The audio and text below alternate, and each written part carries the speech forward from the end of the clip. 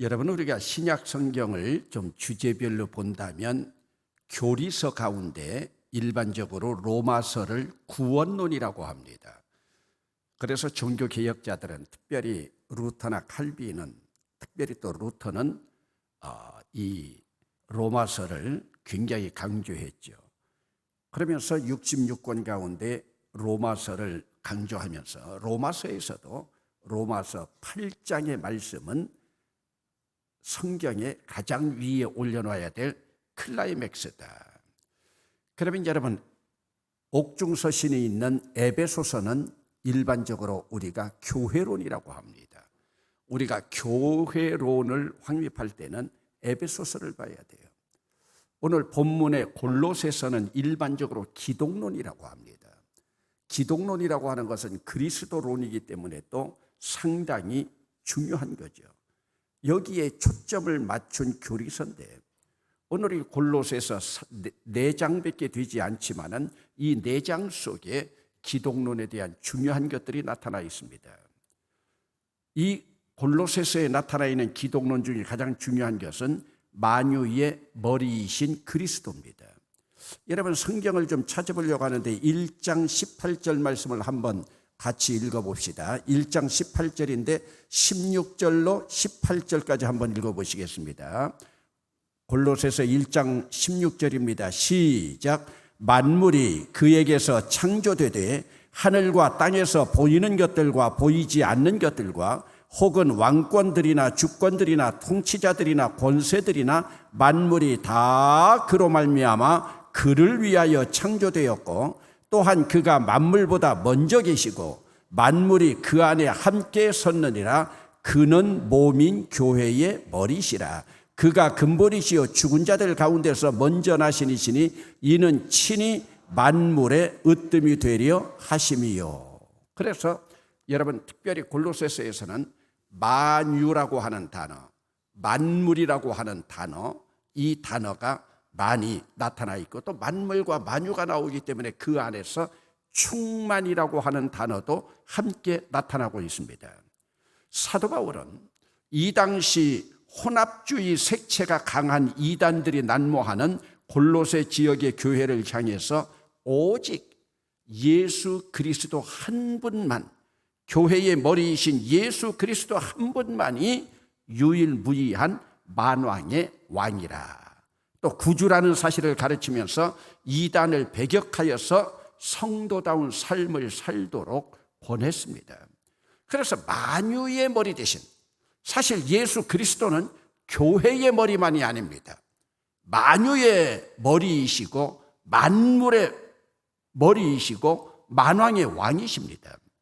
여러분, 이제 내년 3월 9일 날 예약된 성지순례를 가보면 알지만 이 터키 지역의 골로새라고 하는 지역은 에베소와 밀레도 삼각형을 이루고 있습니다. 에베소와 밀레도가 바다를 향해 있다면 골로새는 조금 안쪽으로 있어요. 제가 골로새를 2번이나 가봤는데 골로새는 이름값을 얼마나 잘 감당하는지 골로새 잘못 가면 골로새 버려요.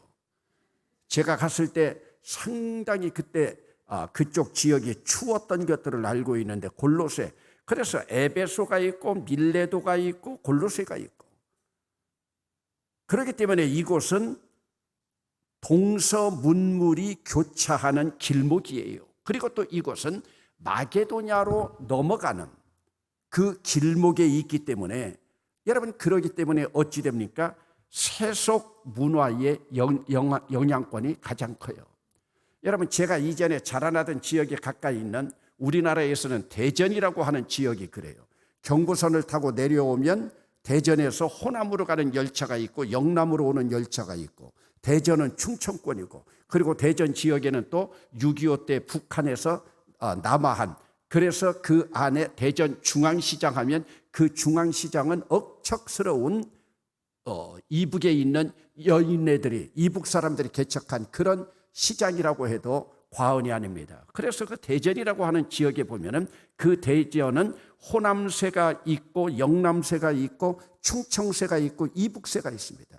그러다 보니까 여러분 교통의 요지이면서 여러분 경부선, 호남선 갈라지는 것이 지금이야 많은 철길들이 있지만 이전에 보면은 그 대전이 중앙이었거든요.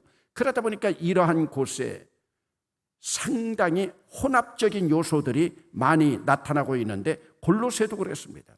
혼합적인 요소들이 나타나다 보니까 여기에는 세속 문화의 영향권에 들어가게 됩니다.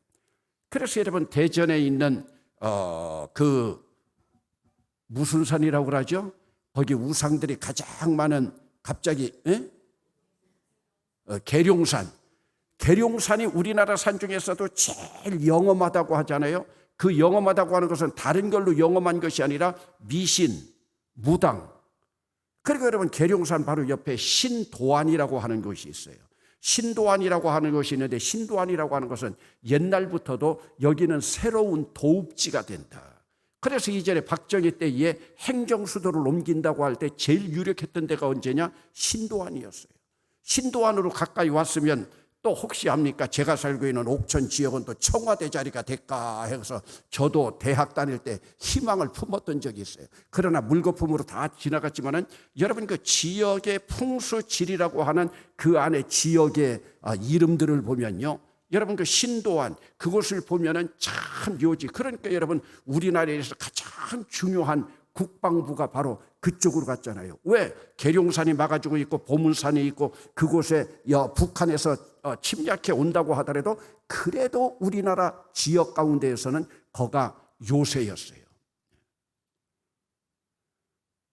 그렇기 때문에 이런 문화권에서는 혼합된 문화가 상당히 많습니다. 계룡산에 가보세요. 또 우리 기독교적인 또 기도원도 많이 있어요.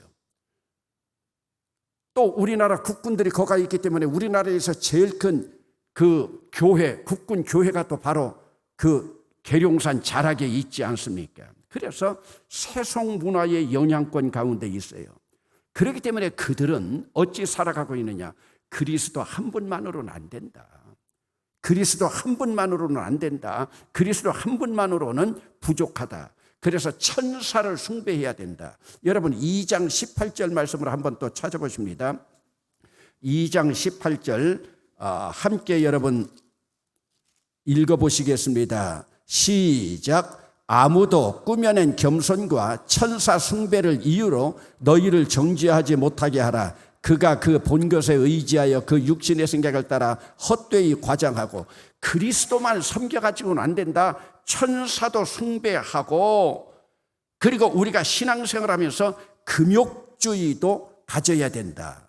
여러분 그 이왕 폈으니까 2장 23절 봅시다. 2장 23절 시작. 이런 것들은 자의적 숭배와 겸손과 몸을 괴롭게 하는 데는 지혜 있는 모양이나 오직 육체에 따르는 것을 금하는 데는 조금도 유익이 없느니라. 거기서 몸을 괴롭힌다, 육체에 따르는 것을 금한다, 이런 것들이 모두가 금욕주의에 해당되죠. 그리고 율법주의라고 하는 것 2장 11절 보겠습니다. 2장 11절 율법주의로 대표되고 있는 할례에 대해서 말하고 있죠. 2장 11절 시작. 또 그 안에서 너희가 손으로 하지 아니한 할례를 받았으니 곧 육의 몸을 벗는 것이요 그리스도의 할례니라. 여러분 그러다가 보니까 천사 숭배와 금욕주의와 율법주의 그리고 또 이때 초대교회 사상이 나타나는 그노시스라고 하는 영지주의가 함께 이 사상들이 혼합되어 있어 그들이 또 탐닉하고 있다 보니까 이 사상이 혼합된 이 골로새 지역 특유의 혼합주의적 사상을 좇는 자들이 많이 있었습니다. 여러분 사실 골로새 교회는 사도 바울이 직접 세운 교회는 아닙니다. 사도 바울로부터 복음을 받았던 누가 설립했느냐? 에바브라가 설립했습니다. 여러분 1장 7절 말씀을 한번 주목해 보십니다. 1장 7절입니다. 함께 읽어보시겠습니다. 시작. 이와 같이 우리와 함께 종된 사랑하는 에바브라에게 너희가 배웠나니 그는 너희를 위한 그리스도의 신실한 일꾼이요. 그래 거기 에바브라. 사실은 골로새 교회는 에바브라가 설립한 그러한 교회이기 때문에 에바브라가 설립했지만은 바울은 그들을 향해서 그리스도는 본질상 하나님이시다. 조금 전에도 우리가 찾아보았지만 만물의 창조자시다. 또 만물을 보존하시는 분임을 역설하고 있습니다. 그래서 너희들로부터 경배받으실 분은 천사가 아니라 그리스도이고 천사도 역시 주님으로부터 지음받은 자다. 여러분, 오늘 히브리서 공부할 때도 여러분들이 배웠지만 오늘 우리는 천사보다도 위에 있는 자들이에요. 천사는 하나님의 일꾼들을 그것을 전해주는 메신저라고 이미 여러분들이 배웠죠. 그러니까 천사도 우리의 심부름꾼인데 천사도 경배받으실 분이 아니라 그리스도가 경배받아야 되고 천사도 그리스도께서 그리스도로부터 지음받은 존재인 것을 가르치고 있습니다. 그리고 결론적으로 말하면서도 주님을 바르게 섬기는 방법은 주님과 연합된 삶이다.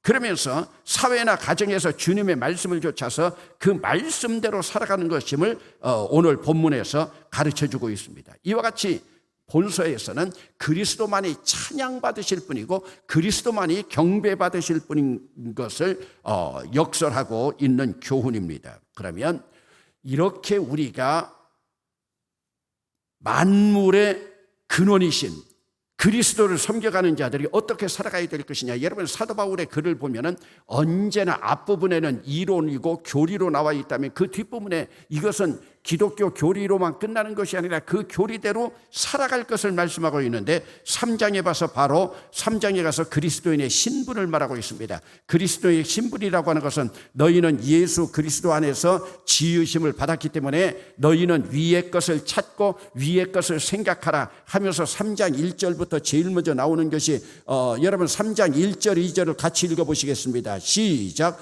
그러므로 너희가 그리스도와 함께 다시 살리심을 받았으면 위의 것을 찾으라. 거기는 그리스도께서 하나님 우편에 앉아 계시느니라. 위의 것을 생각하고 땅의 것을 생각하지 말라 하면서 너희가 그리스도와 함께 다시 살리심을 받은 너희들은 휴먼 비잉, 뉴 휴먼 비잉, 새로운 인간 존재이다 하면서 변화된 신분으로 위의 것을 찾고 위의 것을 생각하라고 하는 말씀을 하고 그러면서 너희들이 이 안에서 위의 것을 찾으면서 어떤 변화를 일으켜야 되느냐 하면서 변화된 생활을 말하고 있는데 거기서 변화된 생활 가운데에서 가장 중요한 것들이 뭐냐. 여러분 18절부터 25절 사이에 4장 1절 사이에 보면 거기 구체적으로 다 나오고 있습니다. 18절에 아내들아, 19절에 남편들아, 20절에 자녀들아, 21절에 아비들아, 22절에 종들아, 4장 1절에 상전들아. 구체적으로 여기 설명하고 있어요. 그러므로 여러분 오늘 우리가 그리스도를 나의 구세주로 모셨다고 하면 제일 먼저 우리가 터치해야 될 것이 뭐냐. 우리의 가정생활입니다. 가정생활이라고 하는 것은 바로 우리의 대인관계입니다. 여러분들이 에베소서 5장 18절에도 보면은 술 취하지 말라 성령 충만함 받으라. 여러분 술 취하지 말고 성령 충만함 받은 것이 뭐냐? 여러분들은 성령 충만함 받았다면 뭐를 해야 된다고 생각합니까? 에베소서에서도 보세요. 여러분 성령 충만함 받은 자들은 남편들아 아내를 주께서 교회를 사랑하듯 사랑하라. 아내들아 남편에게 복종해라. 부모들아 자녀들을 노엽게 하지 말라. 자녀들아 부모에게 주 안에서 순종하라. 여러분 하나님 앞에서 성령 충만 받고 그리스도를 오늘 나의 구세주로 고백하는 자들은요 제일 먼저 우리의 삶 속에서 가정생활 잘하는 거예요. 성령 충만 받았다고 하면서 가족들하고 관계가 화합되지 못하고 성령 충만 받았다고 하면서 부모와 자녀들이 효하지 못하고 충돌해버리고 여러분 이것은 성령 충만 받은 증거가 아니에요. 성령 충만 받았다고 여러분들이 기도 잘하고 뭐 펄펄 뛰는 것 아닙니다. 여러분 이왕 골로새서 찾았으니까 한두 번 넘겨가지고 지금 말씀드린 에베소서 한번 보세요. 에베소서 5장 18절 보세요. 에베소서 5장 18절 한 목소리로 읽어보시겠습니다. 시작. 술 취하지 말라. 이는 방탕한 것이니 오직 성령으로 충만함을 받으라. 그럼 성령으로 충만함 받는 사람들의 삶에 뭐예요? 22절 보세요. 아내들이요. 25절에 남편들아. 6장 1절에 자녀들아, 자녀들아. 6장 4절에 또 아비들아. 6장 5절에 종들아. 6장 9절에 상전들아. 여러분, 성령 충만함 받은 자들은요, 대인관계를 잘하는 사람들이에요. 여러분들이 하나님과 관계를 잘하는 것이 뭐예요?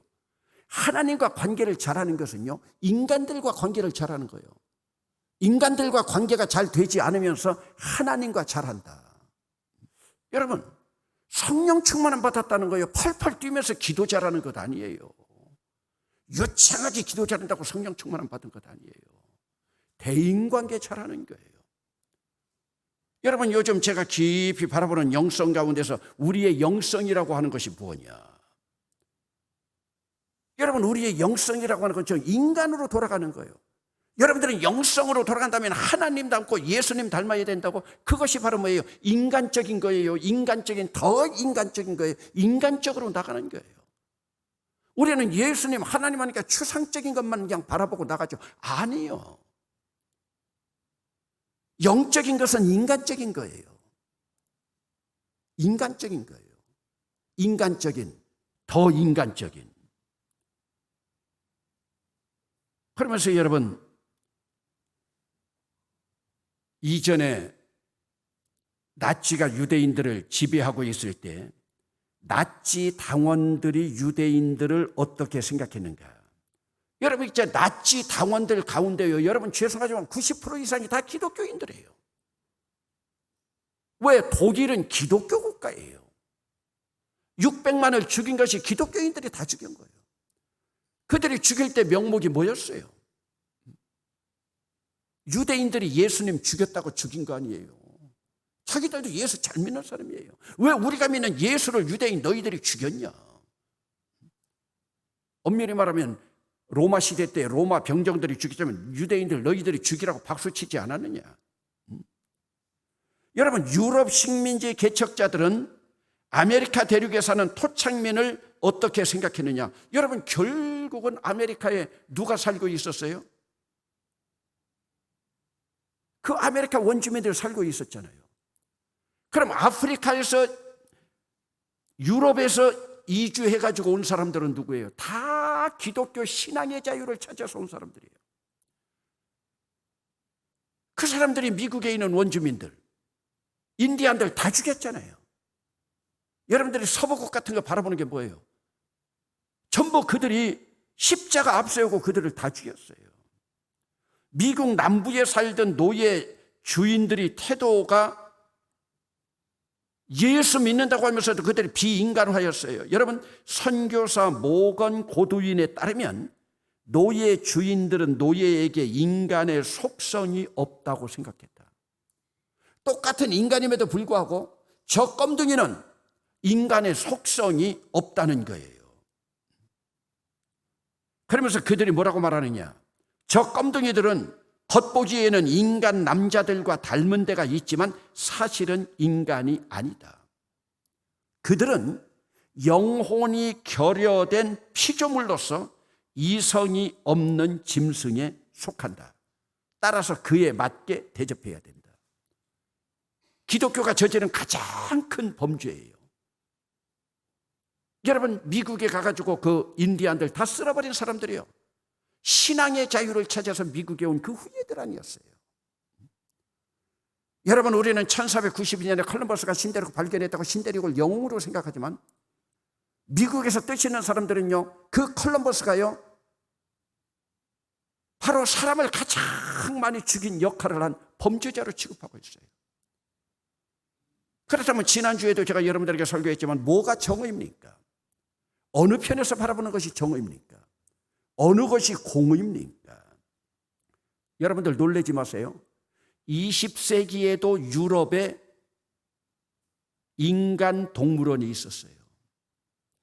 껌둥이들 집어넣은 동물원이 있었다니까요. 그 동물원을 찾은 유럽인들은 그 우리 안에 갇혀있는 아프리카인들을 멍하니 바라보았습니다. 여기에서 비인간화가 일어나는 거예요. 유럽은 이때 거의가 다 기독교 국가였어요. 종교개혁 그 이전에 물론 카톨릭도 같이 있었지만 기독교 국가였어요. 그러면서 그들은 그 니그로라고 하는 이름을 붙이면서 저들을 저속한 원숭이, 기생충 알과 같은 존재로 여겼어요. 그러면 그들은 예수 믿는다고 했지만 그들에게 있어서 가장 큰 잘못된 원인은 뭐예요? 인간으로서 임패시, 심패시, 공감이 부족했던 거예요. 무식하기도 했지만 공감이 부족했던 거예요. 여기에서 비인간화가 나타나고 있어요. Less than human이라고 하는, 인간 이하라고 하는 그 책 가운데 보면요, 이런 것들이 거의 다 나타나고 있어요. 같은 인간의 탈을 쓰고 있으면서도 그들에게 공감을 갖지 못하기 때문에, 그 공감에는 인지적인 공감과 감정적인 공감이 있는데 이 공감을 가지고 있지 못하기 때문에, 여러분, 예수 믿으면서도 가장 비인간화된 사람들이 있다니까요. 그 대표가 바로 히틀러예요. 히틀러예요. 어느 할머니가요, 물에 빠져서, 강가에 나갔다가 물에 빠져서 허우적거리는 어린아이를 하나 발견했어요. 4살짜리 아이였어요. 여러분들이라면 4살짜리 아이가 지금 물에 빠져서 익사 직전에서 허우적거리고 있어요. 여러분, 살려줘야 돼요? 구경해야 돼요? 살려줘야 되죠. 그런데 저는 그때 이 아이를 살려주지 않았더라면 그 아이가 커서 히틀러가 되는 거예요. 그 손에 유대인만 600만이 죽어가요. 유대인만 600만이지 전체적으로 따지면 8천만이에요. 우리 남북한 인구를 다 포함한 그만한, 물론 하나님 앞에 도덕으로 나갈 때 원인이냐 결과냐가 문제이지만 오늘 우리의 정의의 입장에서도 바라볼 때 우리의 인정이 정의냐 아니면 공의가 정의냐. 그래서 이 땅에는 정의가 없습니다. 예수 그리스도만이 정의예요.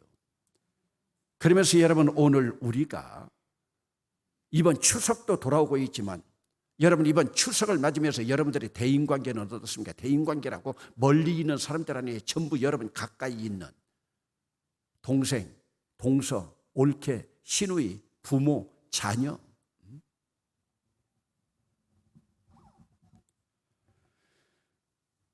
그러면서 여러분, 오늘 우리가 하나님 앞에 얼만큼 그리스도를 섬기고 있느냐, 바로 이 대인관계 문제예요. 그러면서 2절에 보면 기도를 계속하고 기도에 감사함으로 깨어 있으라. 여기 기도에는 늘 감사가 들어가야 된다는 얘기예요. 여러분, 하늘에서 천사가 이 땅에 내려와 가지고 감사의 기도를 담으려고 그릇을 가지고 만천하를 다 다녔어요. 감사 기도를 담으려고 그릇을 가지고 다녔는데 온 천하를 다니는데도 감사 기도 그것이 그릇에 채워지지 않았어요. 그런데 여러분, 간구의 기도를 담으려고 다녔을 때는 천하는 고사하고 한 동네에서 그릇을 가득 채웠어요. 그게 바로 무슨 말이에요? 우리는 하나님 앞에 거룩한 기도로 기도를 한다고 하지만 감사 기도는 없고 무엇을 달라고 하는 간구 기도밖에 없는 거예요. 그런데 하나님이 원하는 것은 뭐냐? 감사 기도예요. 이번 명절에도 여러분들이 여러분 자녀들을 만날 때 부모가 자녀에게 해준 것도 없는데 부모에게 감사하는 자녀들에게는요, 부모들이 더 해주고 싶을 거예요. 그런데 부모에게 감사는 잃어버리고 더 달라 하는 자식들에게는 부모가 괘씸해서 더 주고 싶은 마음도 없을 거예요. 왜? 감사를 잃어버렸기 때문에. 이것은 우리가 하나님 앞에 기도하는 원리도 마찬가지예요. 불행임에도 불구하고 역경에 처해 있음에도 불구하고 하나님 앞에 감사하면 하나님께서 채워주셔요. 그것이 바로 욥의 기도예요. 그런데 여러분, 달라 하면 지금까지 준 것에 대한 본정도 없고 감사할 줄도 모르는 너는 줘봤자 감사도 없다. 하나님께서 주시지 않아요. 오늘 우리의 모습은 어떤 모습입니까? 오늘 말씀 가운데서 기도를 계속하고 기도에 감사함으로 깨어 있으라. 여기 깨어 있으라고 하는 말씀이 바로 무슨 의미냐? 이것이 바로 응답 받으리라는 말씀이에요. 응답 받으리라는 말씀이에요. 기도에 감사함으로, 감사가 함께 넘쳐나갈 때요. 그러면서 우리는 하나님 앞에 간구하는 기도는 어떤 기도들이냐? 3절에 보면 또한 우리를 위하여 기도하되, 이것은 이제 간구하는 기도예요. 하나님이 전도의 문을 우리에게 열어주사 그리스도의 비밀을 알게 하시기를 구하라. 하나님 앞에 간구하는 것은 내 욕심적인 기도가 아니라 하나님 전도의 문을 열어주시옵소서, 다른 사람을 복음으로 구원할 수 있는 문을 열어주시옵소서. 아버지 하나님, 우리 목사님이 강단에서 복음을 선포할 때에 이것을 들을 수 있는 문을 교인들에게 열어주소서. 그러니까 여러분, 수준 높은 기도, 하나님 앞에 응답받는 기도, 깨어있는 기도는 어떤 기도일까? 여러분들이 한번 생각해 보세요. 이번 명절을 보내면서도 여러분들이 원망하고 불평할 것들이 많이 있습니다. 그러나 거기에 그래도 감사합니다. 하나님 감사합니다. 하나님 감사합니다. 어제도 르완다에서 선교 편지가 왔어요. 이상훈 선교사에게 선교 편지가 왔어요. 이상훈 선교사에게 아픈 손가락은 셋째 있는 딸 둘 낳고 셋째 있는 강이라고 하는 아들이에요. 강단에서 말씀하기도 좀 죄송하지만 애가 좀 이 정신적으로 조금 박약한 기가 있어요. 그런데 지난번에 지 엄마가 와가지고 안 데리고 가고 지금 양평에 있는 외갓집에 있어요. 왜냐하면 10월 달에 신체 검사를 받아야 돼요. 제가 볼 때는 우리 군인이 받아주지 않을 것 같은데 그래도 저는 가고 싶은 욕심이 있고, 그리고 이 아이는 지금 한국에도 시민권이 있고 미국에도 시민권이 있기 때문에 그것도 선택해야 되는데, 이제 10월 달에 세브란스 병원에서 이제 진료를 받아 나갈 때 어떻게 될지 모르지만, 그런데 여러분, 이런 아이를 미국에 있는 대학에서 받아주겠습니까? 미국의 대학교 원서를 냈는데요, 다 안 됐어요. 그런데 한 대학에서 오라는 거예요. 이 아이가 미국에서 공부할 수 있는지 우리가 장학금을 주면서 1년 동안 지켜봐 주겠다. 그러니까 1년 동안 공부를 하고 적응하면 입학을 하고. 여러분 보세요. 미국 같은 나라가 왜 기독교적인 선진국입니까? 지체 장애가 있지만 선교사 아들로서 있는 그 선교사 아버지들을 봐가지고 이 아이를 미국에서 생활할 수 있게끔, 여러분 그런 대학이요. 박준범 선교사가 지금 미국 갔다가 딸 놓고 지금 돌아갔지만 그 딸도 지난번에 보세요. 1년에 1억씩 장학금을 주잖아요. 여러분, 어지간한 사람 제 연봉보다도 많아요. 그 아이가 받는 것이요. 왜요? 기독교적인 인물을 키운다는 삶이에요. 그런데 그런 학교가 전부가 다 기독교 학교들이에요. 기독교 학교들이에요. 여러분들이 그 강의 위에서도 좀 기도해 주세요. 그 할아버지 할머니는 아이가 조금 부족하고 뭐 하지만은 그래도 손자랑 함께 있기 때문에, 이창우 장로님인가요, 할아버지가? 그 할아버지 할머니는 지금 천국을 사는 것 같다고 그래요. 그러면서 하나님 앞에 기도하면서도 하나님, 이것이 전도의 문을 여는 계기가 되게 해 주십시오. 그러면서 여러분 5절을 함께 봅시다. 외인에 대해서는 지혜로 행하며 세월을 아끼라. 외인에 대해서는 지혜로 행하라. 지혜로 행하라고 하는 것은 뭐냐? 여러분은, 저는 중보기도 하다가 지금까지 20년 가까이 중보기도 하는 사람들도 있어요.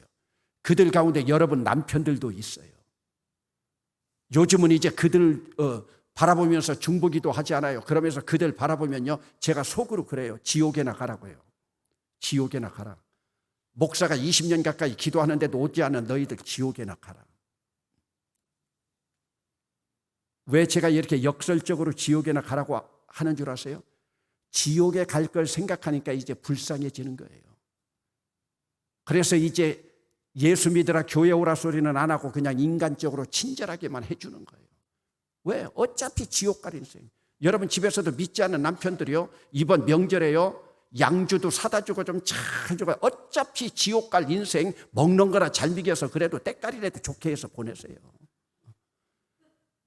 그래, 여러분들에게 왜 하지 않던 짓 하냐고 하면, 우리 목사님이 어차피 지옥 갈 인생 때깔이라도 좋다고 잘 해드리라고 그랬다. 그러다가 어떤 사람은 또 아내가 너무 지옥 갈 인생 잘 해준다고 하는 그 말 듣고 감동받아서 교회에 나온 사람도 있어요. 하여간 하나님 앞에 달렸어요. 하나님 앞에. 그래서 저는 속으로 요즘 그래요. 지옥이나 가라고요. 그러다 보니까 그 인간이 불쌍해져요. 불쌍해져요. 그러니까 여기 말씀도 바로 그거예요. 외인에게 대해서는 지혜로 행하라. 지혜롭게 행하라. 이 지혜는 하나님께서 여러분들에게 주시는데요. 그러면서 세월을 아끼라. 세월을 아끼라고 하는 것은 영어로 표현하면 by the time, 시간을 사라는 이야기요. 여러분, 시간에 대해서는 killing the time, 시간을 죽이라는 말이 있고 시간을 사라는 말이 있어요. 그래서 일반적으로 시간을 죽인다고 하는 것은 시간을 그냥 그럭저럭 보내는 거예요. 그러나 시간을 산다. 이전에도 우리 주식 무슨 그 공모 가운데서 캐치프레이즈 보면 그런 말이 있었어요. Buy Korea, 한국을 사라. 그런 말도 있었는데 Buy the time, 시간을 사라. 엄밀히 말하면 여기서 시간이라는 뜻이 아니라 찬스예요. 찬스. 기회를 사라. 기회가 오는 모든 것들, opportunities, 기회들을 다 사라. 여기서 사라고 하는 것은 독점하라. 다른 것은 모르지만은 시간 많은, 세월 많은, 기회 많은 너희들이 독점해서 매점 매석해서라도 사라고 하는 말이에요. 왜? 세월이 아깝기 때문에 그렇죠. 세월을 아끼라고 하는 것은요, 너희들이 사라고 하는 거예요. 그러면서 그 안에서 지혜롭게 행하라. 그러면서 오늘 결론은 뭐냐? 여러분 6절 말씀을 제가 좋아하는데 여러분 한 목소리로 같이 읽겠습니다. 시작. 너의 말을 항상 은혜 가운데서 소금으로 맛을 냄과 같이 하라. 그리하면 각 사람에게 마땅히 대답할 것을 알리라. 중요한 것은 우리의 말입니다. 여러분, 우리의 말은 말로 복받고 말로 저주받습니다. 여러분, 입술만 회개되면 우리 모두는 거룩한 인간이 됩니다. 말이라고 하는 것, 입술이라고 하는 것, 소금으로 맛을 내듯이, 이전에는 어떻게 나왔죠? 소금으로 고르게 함같이. 소금으로 고르게 함같이. 여러분, 어떨 때 집에서 김치 먹을 때도요, 김치 잘못 먹으면 소금 덩어리가 얽혀진 거 있으면요, 그거 한번 들어가 놓으면요 죽어요. 왜요? 너무 작어요. 저는 얼마 전에 그 뭐예요? 여러분들에게 한번 말씀드렸나? 그 무더운 여름에요, 매실을 가지고 가가지고요, 매실에다가 물을 조금 타먹으니까요, 얼마나 산에 가면 좋아요. 근데 나중에 가봤더니 병을 잘못 가지고 가서요, 까나리 액젓을 가지고 간 거예요. 그런데 그것이 얼음에 얼려 있으니까 몰라요. 색깔은 비슷하고요. 얼마나, 한번 생각해 보세요. 어쩔지요. 근데 이게 소금도 고르게 편다. 왜? 음식을 할 때도 소금이 고루고루 들어가야 맛이 배는 것처럼, 또 소금이라고 하는 것은 우리가 김치를 절이고 할 때, 그래서 특별히 성경에서는 민수기에 소금 언약이 있고, 이전 우리가 역사를 봐도 소금이라고 하는 것은 상당히 중요해요. 물물 교환 가운데서도 가장 중요했던 게, 왜? 소금이 들어가지 않으면 음식 맛을 못 내잖아요. 그런데 또 소금은 하나님 앞에 제사를 드리는데, 소제를 드릴 때에 식물에는 항상 소금을 뿌려야 되는 거예요. 소금을 왜 뿌려요? 여러분, 배추에다 소금을 뿌려보세요. 어떻게 해요? 배추가 살아요, 죽어요? 죽는다고 그러잖아요. 숨을 죽인다고 하잖아요. 우리 말도 마찬가지예요. 우리의 언어도 소금을 뿌리는 것처럼 나를 죽여야 돼요. 여러분, 얼마 전에 매스컴에서 나왔는데, 큰 며느리가 14년을 살았는데 자기 남편하고 이혼 청구를 해서요, 특별히 이제 추석이 돌아오면서요. 왜? 시댁에 가면요, 시어머니가 둘째 며느리만 예뻐하고요, 자기는요 찬밥 신세예요. 자기 남편도 돈을 벌고 큰 며느리도 돈을 버는데요, 너희들은 장남이기 때문에 부모 생활비 대라. 그래서 남편 생활비는 전부 부모들한테 생활비 되고 부인 생활비 가지고 먹고 살아요. 그런데 추석만 되면 일주일 전부터 언제 올 거냐, 뭐 사올 거냐, 시아버지 선물은 뭐 할 거냐. 그런데 둘째 며느리는요, 추석만 되면요, 여행 가고요, 어디 가고요, 조금 부잣집 딸이에요. 나중에 이혼 사유되냐, 변호사들이 사유된대요. 사유된대요. 여러분들도 이런 억울한 일 당하고 있어요? 제가 도와줄 테니까 아직도 늦지 않았어요. 이혼 사유된대요. 여러분, 저는 지금 피상적으로 이렇게 이야기하지만요, 얼마나 억울하겠어요. 혹시 여러분 집 일 아닙니까? 여러분, 다른 사람하고 비교당한다. 이것은 큰 죄예요. 그런데 우리는 죄인 줄도 몰라요. 그런데 이것을 또 말로 표현해요. 여러분, 한번 거꾸로 여러분들의 딸이 시집가서 시어머니에게 그런 대우를 받는다고 생각해 보세요. 우리 실제로 그런 사람들이 있는지 모르지만 드라마 같은 것도 때때로 보면 자기 며느리한테 저 물건 치워라, 저거 치워라, 며느리에게 저 물건 치워라. 그 딸이 시댁에서 저 물건이라 소리 듣는다고 생각해 보세요. 사람을 저거라고 하면 그런 말 들어보세요.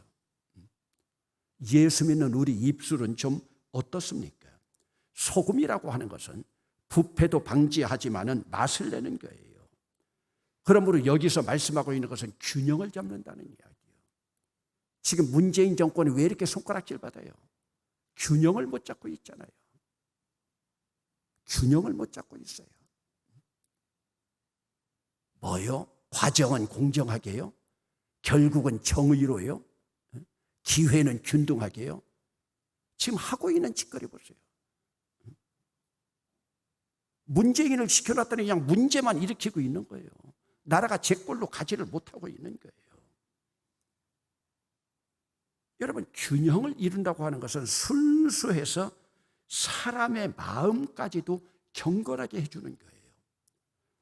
여러분, 이런 자들은요, 하나님께서 대답할 말을 다 준비해 줘요. 여러분, 오늘 6절 마지막 부분에도 보면 그리하면 각 사람에게 마땅히 대답할 것을 알리라. 대답할 것까지도 알려주리라. 제가 명절 돌아올 때마다 늘 여러분들에게 이런 말씀드립니다. 똑같은 인간이에요. 절대 누구라고요? 말로 상처 주지 마세요. 여러분, 부모들 말로 상처 주지 마세요. 특별히 부모들 자식들 말로 상처 주지 마세요. 우리 속담에도 말 한마디면 천냥빛을 갚는다고 그래요.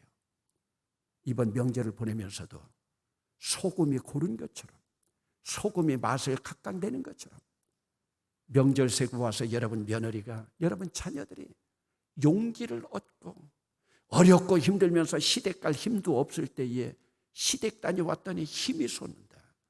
처갓집 갔다 왔더니 사위들이 힘이 솟는다. 어깨를 도닥이면서 진정으로 예수 믿어서 나가는 일이 무엇인가? 예수 그리스도만을 만유의 구세주 창조주로 고백하는 것이 무엇인가? 바라보면서 이번 명절 고생절이 아니라 여러분들이 생명의 언어로 새 힘을 얻는, 새 힘을 주는, 그래서 하나님을 기쁘게 하는 우리 공동체가 되기를 주의 이름으로 축원합니다.